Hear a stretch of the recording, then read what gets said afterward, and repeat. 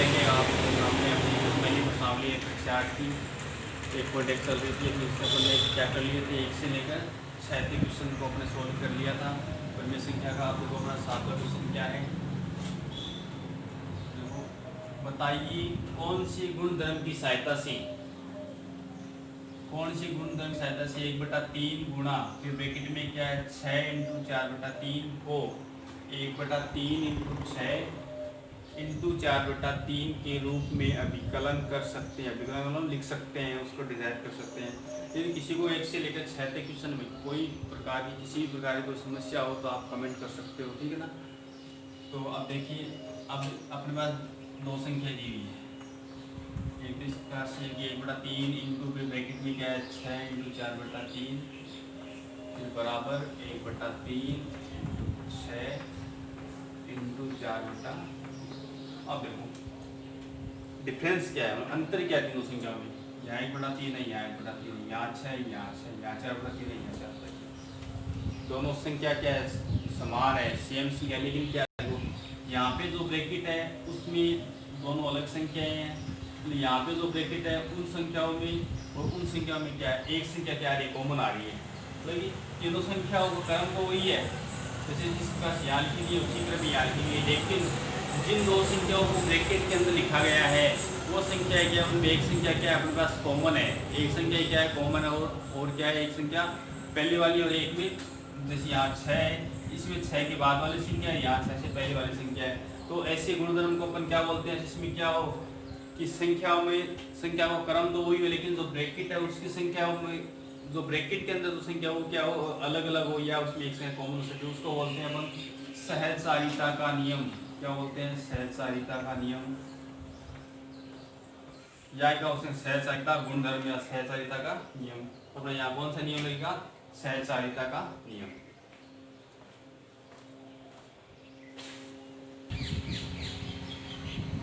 अब देखो question number 8वां क्या है, देखो क्वेश्चन 8वां अपना कि क्या -1/8 का गुणात्मक प्रतिलोम 8/9 है, क्यों तथा क्यों नहीं, यदि है तो क्यों है, नहीं है तो क्यों नहीं है। देखो कल आपको बताया था गुणात्मक प्रतिलोम, गुणात्मक प्रतिलोम क्या होता है, किसी भी संख्या को यदि हम उल्टा करके लिख देते हैं, मतलब अंश को हर के रूप, अंश को हर बना देते हैं और हर को अंश बना देते हैं, तो वो क्या हो जाती है, जैसे 8/9 का गुणात्मक प्रतिलोम क्या हो जाएगा, 9/8, 7/5 का हो जाएगा 5/7।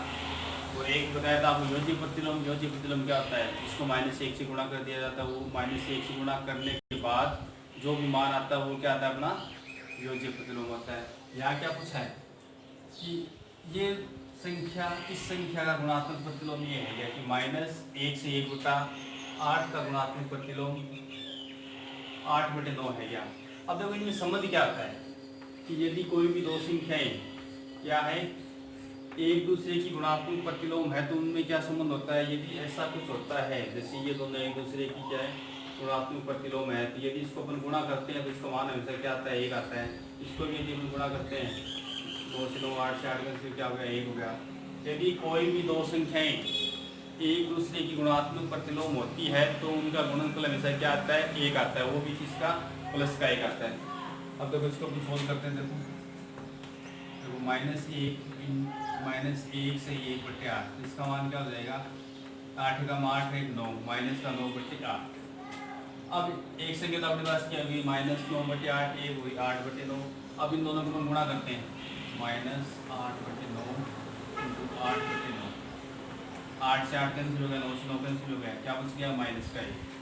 क्या बच गया, -1। लेकिन अभी आपको क्या बताया था कि यदि दो संख्याएं एक दूसरे की गुणात्मक प्रतिलोम होती है तो उनका गुणनफल हमेशा 1 होता है, वो भी किसका होता है, प्लस का 1 होता है। यहाँ क्या आ रहा है अपने पास, -1 आ रहा है, अतः है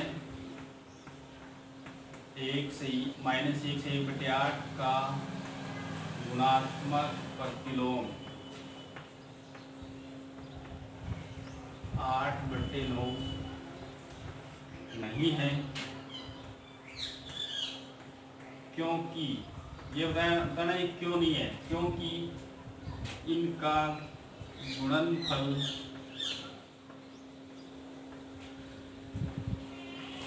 -1 है।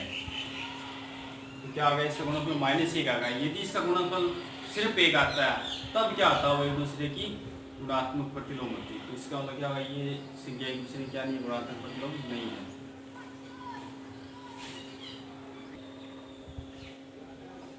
नेक्स्ट क्वेश्चन नंबर 9 अपने पास क्या है, क्या 3 से 1/3 का गुणात्मक प्रतिलोम 0.3 है, क्यों अथवा क्यों नहीं। कारण बताना है, यदि है तो क्यों है, नहीं है तो क्यों नहीं है। तो क्या होता है, तो जब भी गुणात्मक प्रतिलोम की बात की जाती है, दोनों संख्या को क्या करना है, आपस में गुणा करना है। गुणा करके देखना है कि मान क्या आना चाहिए, एक आना चाहिए। एक आता है तो है, एक नहीं आता है तो नहीं है। अब देखो 3 3 9 9 1 10, 10/3 इंटू 0.3 ये ना। अब देखो इसका पॉइंट हटाते हैं, इसका पॉइंट हटाएंगे तो 10/3 इंटू 3/10। पॉइंट का एक, उसका जितनी जीरो, जितनी संख्या होती है उतनी जीरो लगा देते हैं। पॉइंट हटाना था ना, सभी लोग पॉइंट कैसे हटाते हैं, किसी भी संख्या का जब भी अपन पॉइंट हटाते हैं तो उस पॉइंट के ठीक नीचे तो एक आता है, उसके बाद में जितनी संख्या होती है उतने जीरो आ जाते हैं। और इसका पॉइंट हटाएंगे 3.52 का, तो क्या हो जाएगा 352 बट्टा पॉइंट का एक 1 2 ये 2 352 बट्टा 100। इस प्रकार से पॉइंट हटाते हैं। बस इसका पॉइंट हटाया, पॉइंट इसका एक आ गया, उसके बाद एक संख्या है तो एक जीरो का 10 से 10 कैंसिल हो गया, 3 से 3 कैंसिल हो गया, उसका एक बच गया। तो एक बच गया तो क्या होगा, अपना गुणात्मक प्रतिलोम होगा। तो क्या लिख देंगे, 3 से 1/3 का गुणात्मक प्रतिलोम 0.3 है, क्योंकि इनका गुणनफल एक है। एक है इसका मतलब क्या हो गया, गुणात्मक प्रतिलोम हो गया।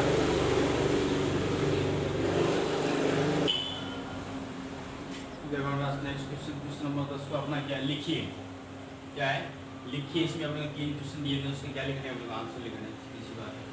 पहला क्वेश्चन क्या है 10वीं का पहला, ऐसी संख्या जिसका कोई व्युत्क्रम नहीं है। व्युत्क्रम मतलब उल्टा नहीं है, मतलब उल्टा करते हैं तो उसके बाद में उसका कोई भी व्युत्क्रम नहीं होता है। जैसे अपन एक का व्युत्क्रम करते हैं तो एक ही होता है, एक का व्युत्क्रम एक हो गया, -1 का -1 हो गया, 2 का व्युत्क्रम 1/2 हो गया, 1/3 का व्युत्क्रम 3/1 3 हो गया। इस प्रकार से इन सभी का तो क्या व्युत्क्रम हो रहा है। लेकिन आपने क्या पूछा है, ऐसी संख्या जिसका कोई भी क्या नहीं है, व्युत्क्रम नहीं है, ऐसी कौन सी संख्या है, 0 शून्य।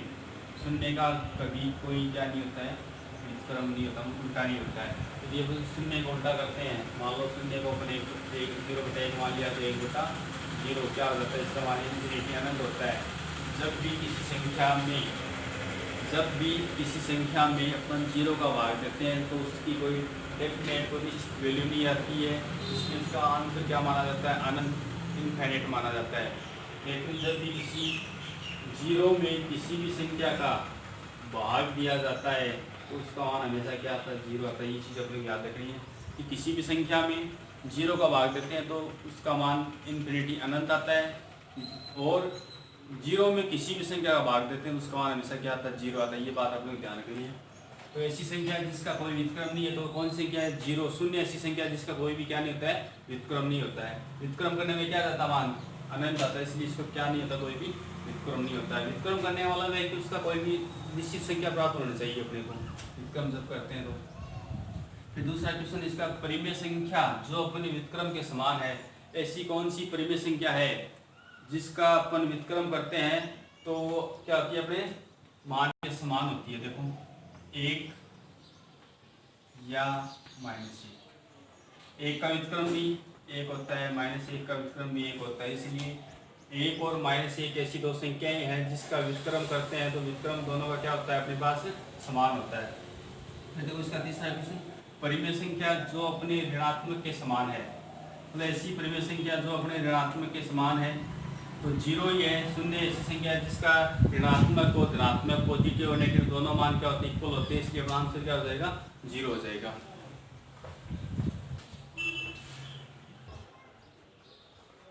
देखो अपना लास्ट क्वेश्चन 11 क्वेश्चन है, एक प्रश्नावली का क्या है। देखो इस स्थानों की पूर्ति करनी है, अपने को इस स्थान दिए उसमें कुछ अपने को मान भरने हैं, जो भी अपना आंसर आएगा वो। शून्य का व्युत्क्रम क्या होता है, शून्य का व्युत्क्रम क्या था वो अपने लिखना है। तो अभी क्या होता है, शून्य का कोई व्युत्क्रम नहीं होता है, शून्य का क्या नहीं होता, कोई व्युत्क्रम नहीं होता। इसके बाद सेकंड, शून्य का कोई व्युत्क्रम नहीं होता है। दूसरा संख्याएं खालिस्तान तथा खालिस्तान स्वयं के व्युत्क्रम होते हैं। ऐसी कौन सी दो संख्याएं हैं जिन जो क्या होती है स्वयं का क्या होती है व्युत्क्रम होती है? तो 1 -1 ऐसी दो संख्याएं हैं जो क्या होती है स्वयं की मतलब खुद की व्युत्क्रम अर्थात उल्टी होती है। कि 1 और -1 ऐसी दो संख्याएं होती है जो खुद की क्या होती है उल्टी होती है, मतलब जिसको उल्टा करते हैं उसको व्युत्क्रम करते हैं तो वही मान आपको प्राप्त होता है। ऐसी संख्याएं जिसको उल्टा करने पर वही मान प्राप्त हो वो खुद की क्या कहलाती है व्युत्क्रम कहलाती है। ऐसी कौन सी संख्याएं? 1 और -1 ऐसी दो संख्याएं हैं। देखो तीसरा -5 का व्युत्क्रम, -5 का अपने क्या करना है व्युत्क्रम करना है। व्युत्क्रम उल्टा करने से नीचे 1 मान लिया, 1 ऊपर गया 5 नीचे, तो क्या आ जाएगा -1/5। अब चाहे माइनस ऊपर आए चाहे माइनस नीचे आए, लिखना कहाँ आपने को ऊपर वाली संख्या है बोलेंगे ऐसे -1/5। तो -5 का व्युत्क्रम अर्थात उल्टा क्या होगा -1/5। फिर क्या होगा 1/x, जहाँ क्या नहीं है x का मान 0 नहीं है, मतलब x नॉट इक्वल्स टू 0 का व्युत्क्रम क्या होगा कि व्युत्क्रम का मतलब उल्टा, तो x 1/x को उल्टा कर देंगे तो 1/x का उल्टा करेंगे तो x ऊपर 1 नीचे, और किसी भी संख्या में 1 का भाग देते हैं वही संख्या आती है तो x हो गया अपना मान। तो 1/x का व्युत्क्रम क्या होता है x होता है। उसके बाद देखो दो परिमेय संख्याओं का गुणनफल हमेशा क्या होती है, यदि किसी भी दो परिमेय संख्याओं को हम मल्टीप्लाई करते हैं गुणा करते हैं तो वो प्राप्त मान होता है वो भी क्या होती है अपनी परिमेय संख्या होती है। यदि किसी भी दो परिमेय संख्याओं को अपन गुणा करते हैं तो गुणा करने पे जो मान आएगा वह भी एक परिमेय संख्या आएगी। किसी धनात्मक परिमेय संख्या का व्युत्क्रम की ऐसी संख्या जो पॉजिटिव है प्लस की है उसका अपन व्युत्क्रम करते हैं तो कैसी आएगी?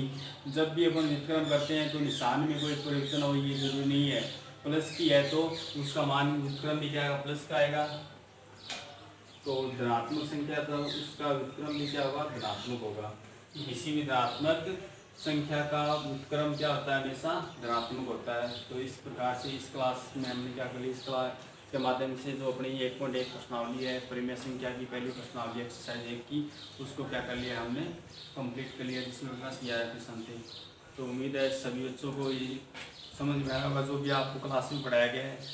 यदि आपको ये क्लास में पढ़ाया गया जो भी समझ में आ रहा है तो आप कमेंट करके बताइए, लाइक करें ठीक है, और चैनल को अपने दोस्तों के साथ में शेयर करें जिससे क्या हो जाए आपकी क्लास के जो अन्य बच्चे हैं वो भी क्या हो इस मैथ्स का आनंद ले सकें।